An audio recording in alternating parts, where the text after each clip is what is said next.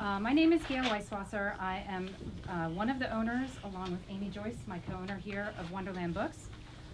We are thrilled to have so many of you here to our inaugural event for Wonderland. We suspected that Bethesda was going to be a good community to have a bookstore, and we were proven right by opening a month ago during the holidays and having such a tremendous response. So we want to thank Bethesda so much for supporting this independent bookstore.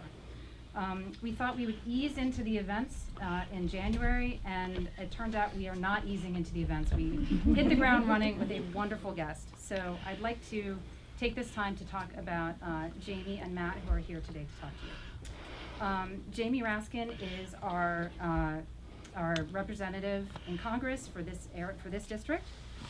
He represents,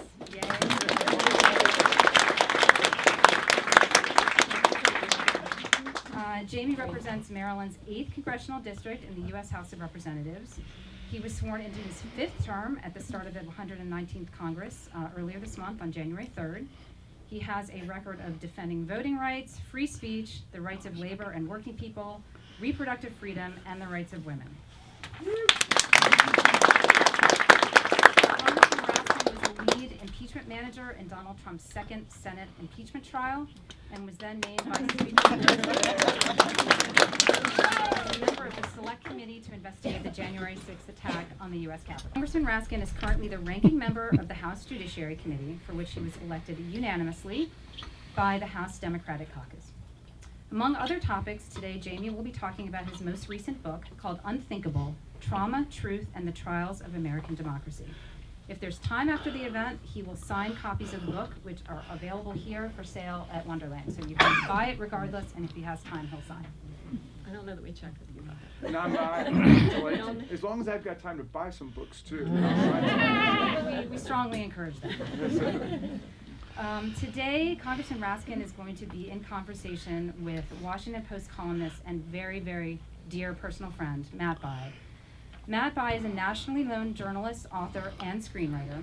He spent more than a decade at the New York Times as the chief political writer for the Sunday magazine and a columnist for the newspaper, and 5 years as national political columnist for Yahoo News. He's now a contributing columnist for the Washington Post. His latest book, All the Truth Is Out, The Week Politics Went Tabloid, was named one of 2014's best books by Amazon and NPR. He also co-wrote the screenplay for the feature film based on the book The Frontrunner, starring Hugh Jackman.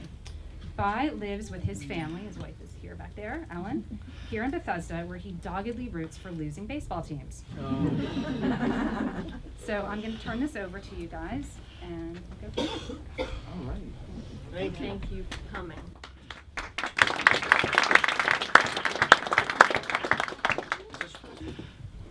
Honored to be here at this inaugural event for Wonderland. We're honored to be here with you, and I want to talk about your book a bit, Unthinkable, which before we get to that, I want to talk about the general political landscape that we're in.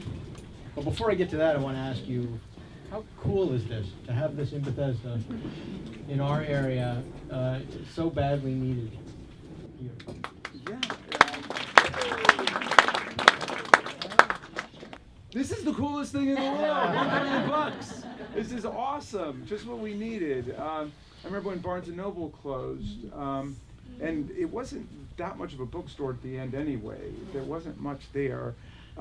This is a real bookstore, and so this is progress for Maryland's beautiful 8th district, and I'm really psyched to be here, and I'm proud to be part of this inaugural event, and proud to be working out all the wrinkles in terms of the chairs and the microphones and everything. If you guys want to sit, we have these which are great. Okay, yeah, we'll work on these. Great. Matt, if you'll forgive me for 1 second, since I'm here not just as an author but as a congressman, I had to bring this because I specialize in inaugural events, and I always appreciate a peaceful transfer of power.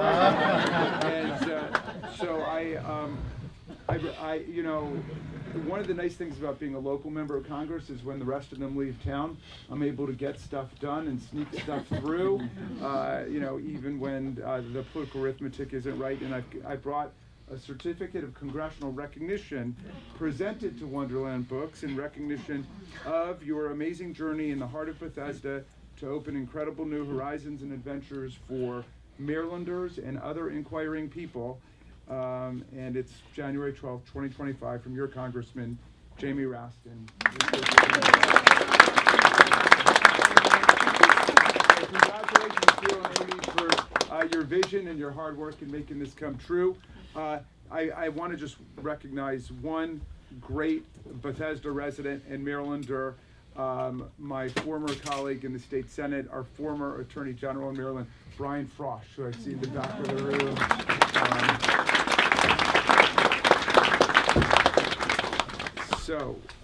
That's how cool it is. Well, I'm gonna equal you, and since we recognize the Attorney General, our great delegate Mark Corman is here as well. Oh,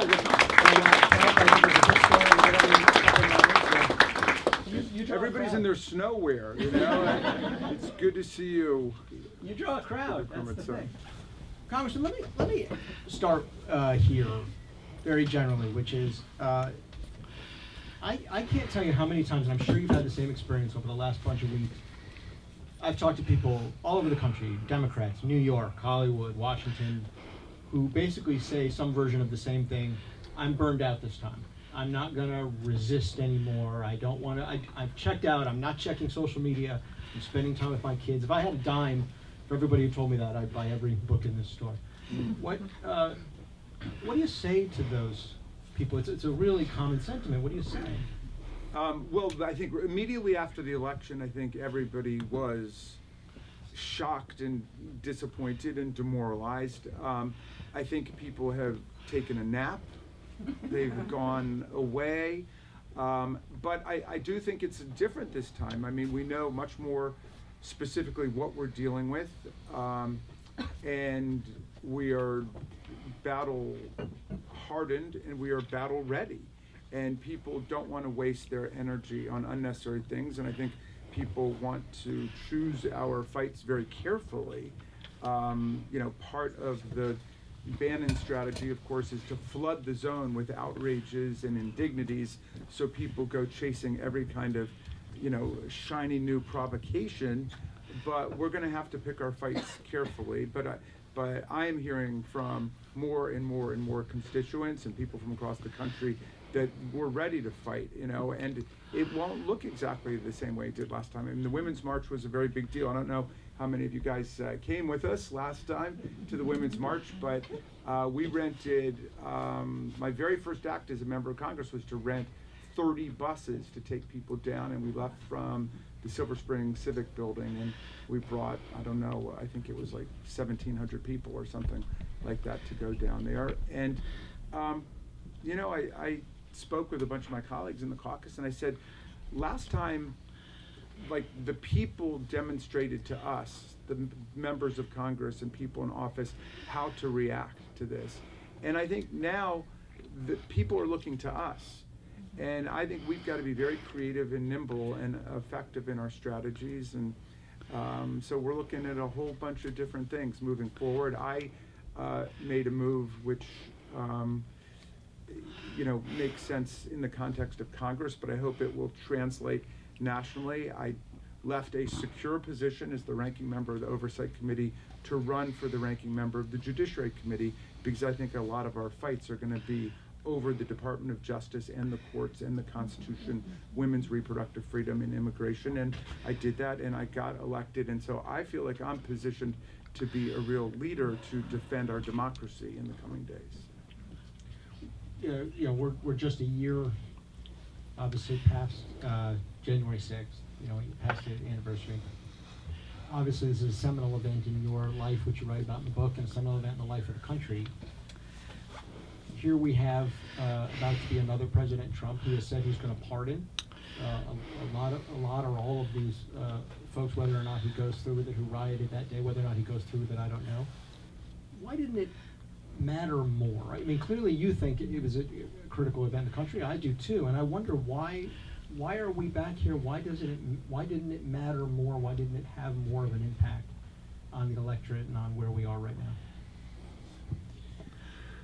The first thing is everybody should go back and read what not my Democratic colleagues, but our Republican colleagues were saying when January 6th took place and January 7th. And you can look at everybody from Speaker Mike Johnson to Chairman Comer, who I've sat next to for the last couple of years on the Oversight Committee, to Jim Jordan. All of them were denouncing it as an outrage and saying this is un-American. They described it as terrorism. They described it as intolerable authoritarian attack on our institutions. And Donald Trump recognized that he couldn't get elected president if people understood it in that way, and so he began to engage in a process of whitewashing and historical revisionism. And that's why one reason that I feel glad about having written Unthinkable, which, as you know, has multiple resonances in the book. But one reason I feel good about it is because we need the documentary records of people who were there to talk about what happened, so this doesn't get submerged in a series of lies and conspiracy theories by right-wing extremists. But look, I never felt that the 2024 election would be decided on the basis of just that having happened, right?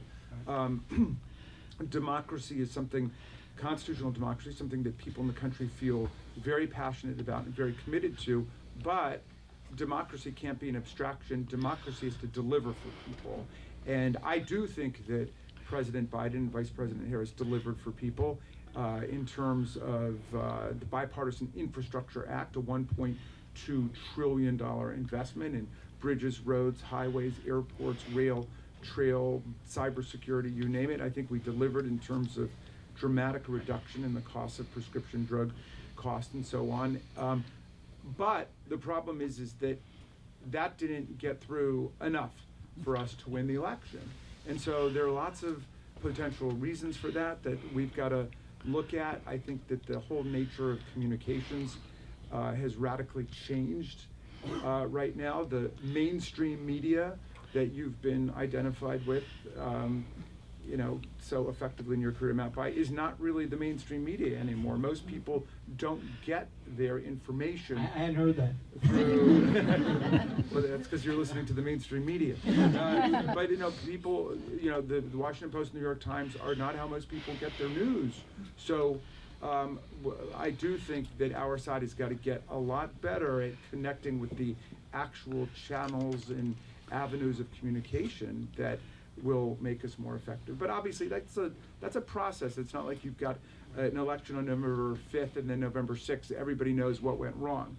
If you knew what went wrong on November 6th, you should have said something on November 4th or September 1st or something. Yeah, I think the changing media landscape has us all flummoxed, in political and in the media side as well. Oh man. What worries you the most when you think about the next? I mean, I don't want to be bleak about it, but when you think about the next 4 years you're about to embark on as a ranking member of a critical committee in all of this, what's the thing you wake up worried about the most? Well, look,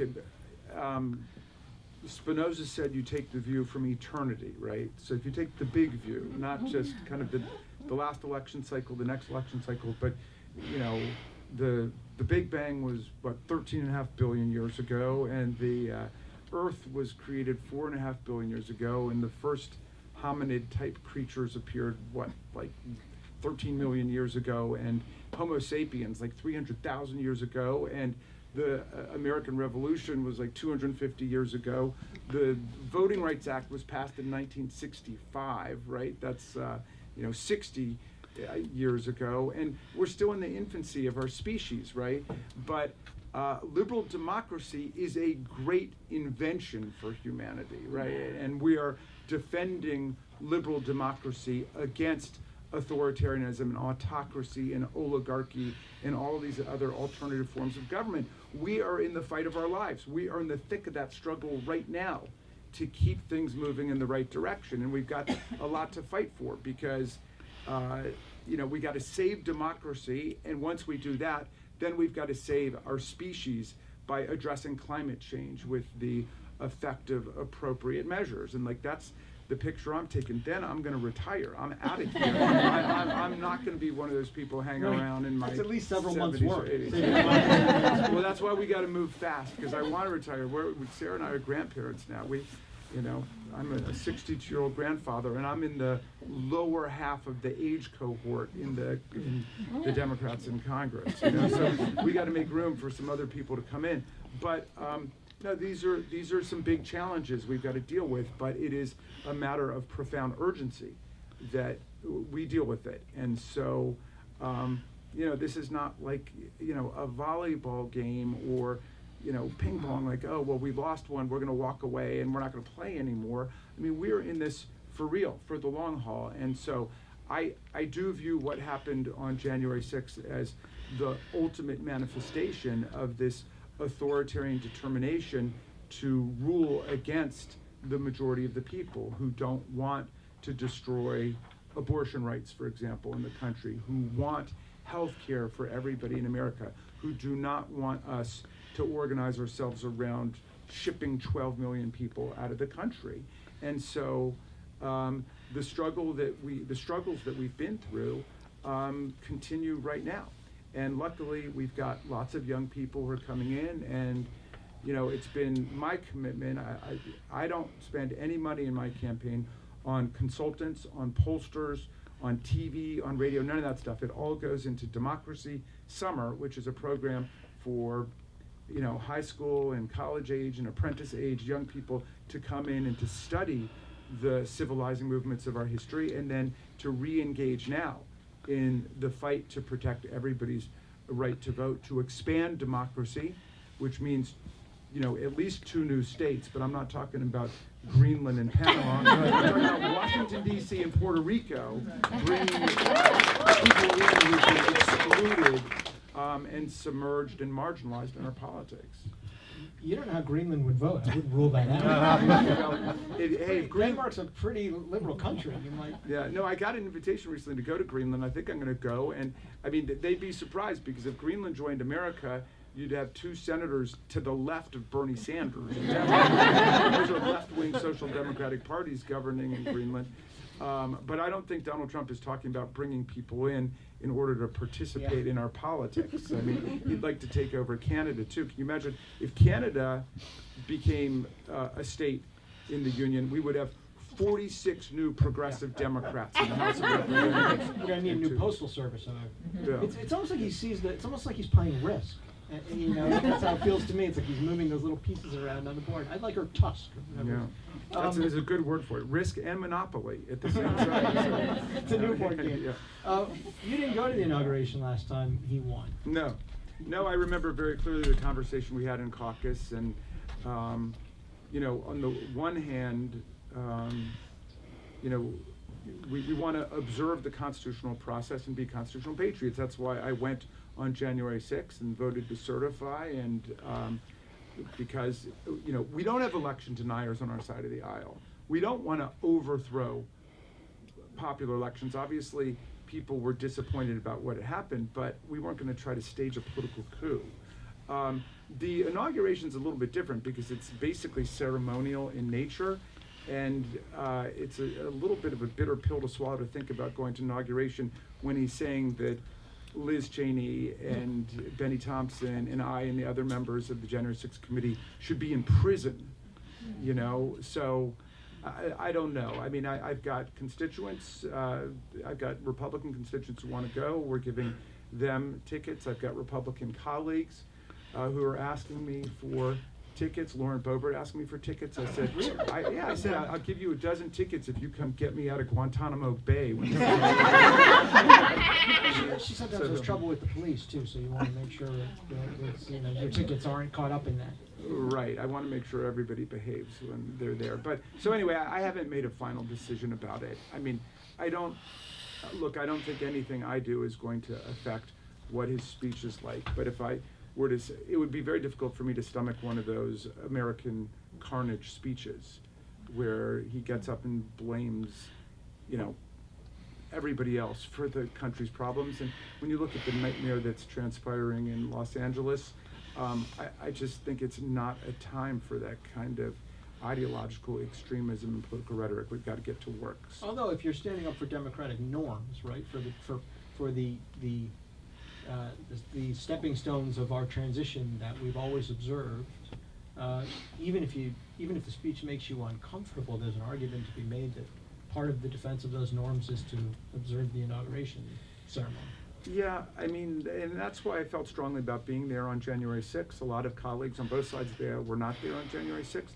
And that is the transfer of power where we observe the electoral college system such as it is. I mean, I am for moving away from the electoral college. I think we should elect the president the way we elect governors, representatives, senators, mayors, and everybody else. Whoever gets the most votes wins, right? So we're stuck in this antiquated 18th century system, but it is what it is. I will defend the electoral college against anybody who would overthrow it. But the inauguration is a different kind of performance. It doesn't have, that kind of constitutional meaning for a member of Congress.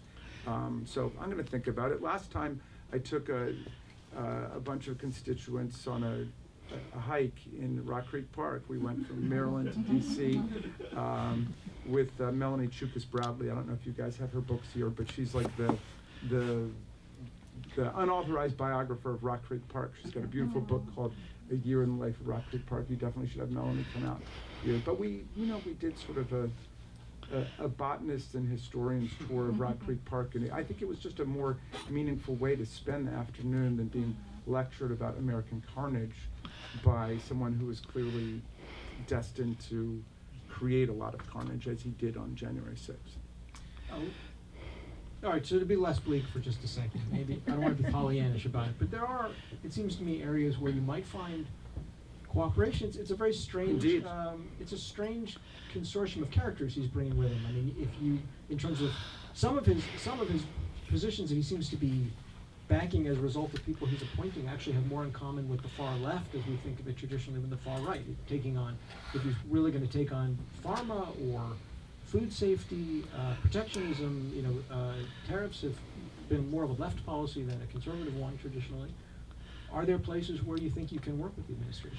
Well, I would hope so. I mean, I think actually the most promising ones might be in the field of political reform. So I think Donald Trump is very proud of the fact that he beat Kamala Harris by 3 million votes in the popular election. He, of course, lost in the 2016 race to Hillary Clinton by 500,000 votes. And so he found heretofore undiscovered virtues in the electoral college system in 16, but in 2020, Joe Biden beat him by more than 7 million votes. But I know he's proud now that he won in the popular vote, as he did. There's no reason to lie about that. Well, if that's true, then why don't we use this as the occasion to move to a national popular vote for president?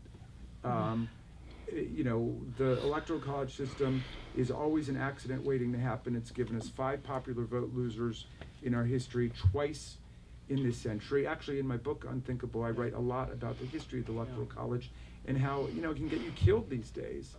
And we did have minority popular vote losers win in 2000 and 2016. So I would think that's something we would get together on. I mean, I've been a champion of not allowing members of Congress to do trading in individual stocks. That doesn't make any sense to me. The floor of the House and the floor of the Senate should not be like the New York Stock Exchange. I would hope we could have some cross-party agreement on that. So I do think there's some things that we could look at. And but in the final analysis, despite his striking such a populist pose in the elections, when he governs, it's all about the interests of large corporate power, and that's who dictates it. So we'll see what kind of progress Bobby Kennedy Jr. can make on something like school lunches in the schools. That's trying to find a silver lining there, because I'm afraid that we're going to have some close encounters with some very strange viruses over the next 4 years. I mean, the bubonic plague could be in his agenda. I mean, who knows? Yeah. if he gets confirmed, which Yeah. is an open question. I want to talk about the book Unthinkable, and then I want to get to some questions about it. I know hopefully you'll be signing some copies.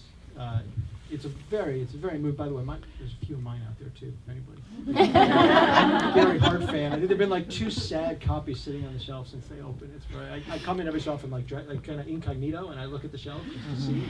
Wait, which book are you talking about? What's it? Oh, what's it mine called? is called All the Truth Is Out. All the Truth But I Is already Out. gave you have a signed copy in your bag, so you don't have to buy one. So Oh, great. which means there's still going to be 2 copies. Anyway, this book it's a beautiful book. You're a really great writer, obviously. Thank you. I think that That's I high think this- praise from you. You made me. It kind of made me think I should have followed my dad's advice and gone to law school, because you really explain it's really interesting the legal issues involved. But you also write, of course, about your son who took his own life, and these two things that dovetailed at that incredibly painful moment in your life. And reading it, one of the things I kept thinking was, wow, as a parent, you're very raw and honest, but it has to be really useful for someone struggling with that situation in their own lives to read about your experience and the warnings you gave and the things you felt you missed. Do you hear that a lot? Do people say to you, thank you for doing that, it meant something in my own life or changed something in my own relationship as a parent? Yeah, we hear from lots of parents and lots of people who've lost their kids to suicide, and we hear from lots of parents whose kids are struggling with other, mental health problems. The Surgeon General has said that we are in a national mental health crisis for young people in the country right now, and you have a majority of teenagers and people in their 20s who are recording symptoms of depression, anxiety, OCD, other mental health maladies. So this is a serious problem, and it's not unrelated to the political polarization and cruelty that have entered into our culture, which isn't to blame that, but people who are going through depression or bipolar or OCD or something definitely have their symptoms aggravated by living in such a deranged time with conspiracy theories and lies and cruelty, mockery, ridicule, all of these things defining public life, and I write a lot about it, Matt, as you know, and thank you for reading my book, about COVID-19 and how much that set the stage for our losing Tommy, and also set the stage for what happened on January 6th. And Tommy's funeral was the day before January 6th. And so the whole book is really about 50 days in my life, including the impeachment trial, that very intense period. And I just figured if I didn't write about it then, I would spend the rest of my life obsessed with what had happened, and I tried to figure some things out as best as I could. I mean, I kept thinking as I read it, as a parent, you're thinking, how are you doing this? Like, how are you getting up and having this fight? And you made clear in the book that to you it was connected. They weren't actually two separate things, that you were honoring the legacy of your son, but the coping mechanism and sort of compartmentalization that required is kind of extraordinary. Well, I kept saying I felt Tommy in my chest the whole time, and I did, and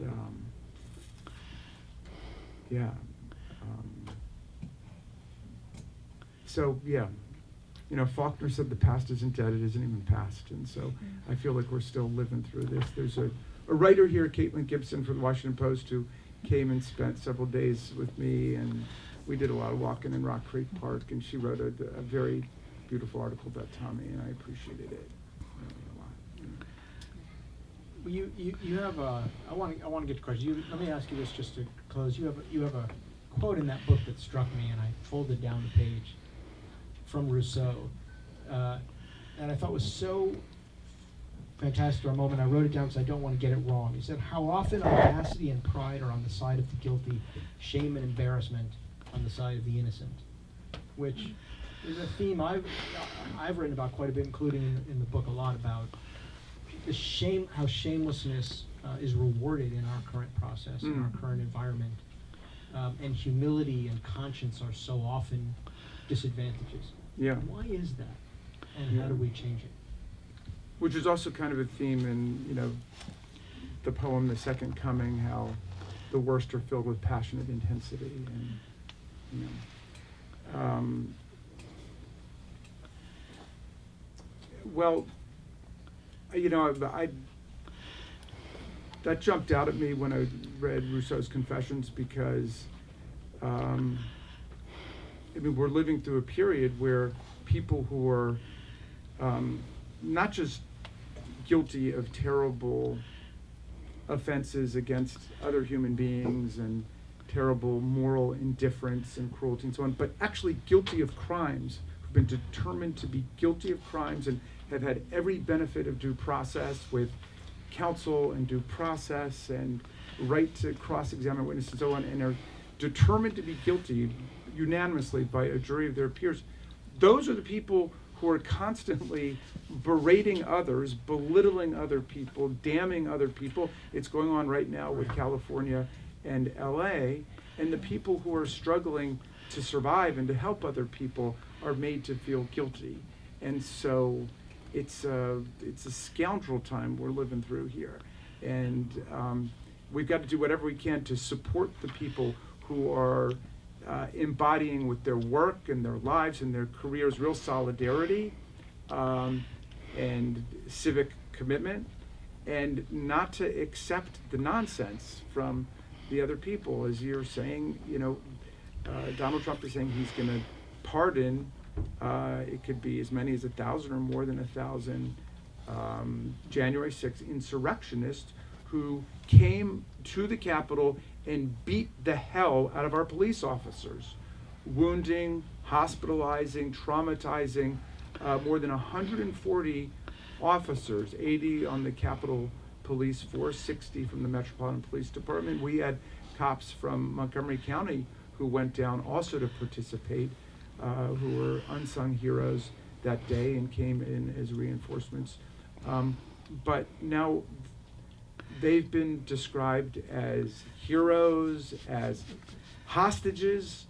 Political prisoners. I mean, a hostage is somebody who has been illegally abducted by a terrorist or criminal outfit like Hamas and held for a ransom. With no due process. Financial with no due process. It's not somebody who's had every benefit of due process. 2/3 of them, by the way, pled guilty to their offenses because they had them on tape. They were, a lot of them were putting stuff up on Facebook, documenting their own crimes, right? And they ended up pleading guilty to it. But, somehow they've been transmogrified into heroes, hostages, and political prisoners like Alexei Navalny. Yes. Or Nelson Mandela, right? People who are fighting for the exact opposite, for democracy and justice and peace against the autocrats and the authoritarians. So, it's a topsy-turvy time we're in. My